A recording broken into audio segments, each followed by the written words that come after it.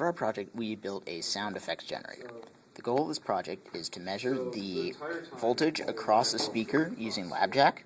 From this voltage, have a motor adjust a potentiometer to the left, which in correspondence with this 555 counter, adjust the frequency of the speaker.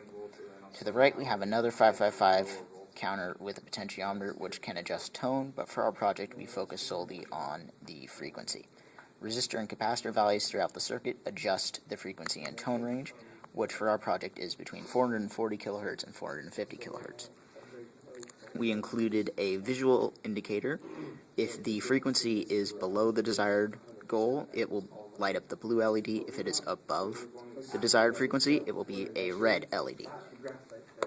We have our circuit over here with the 555 counters on the left and the LEDs on the right, our speaker and our motor connected to the potentiometer with the lab jack. We have the background of our LabVIEW code making the graph and our true-false statements lighting the LEDs and determining which way the motor will rotate. And then we have our circuit. So we are currently above the desired, and now we go below.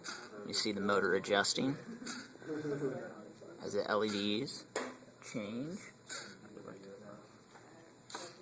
When we come back to the graph, you can see how it adjusted over time.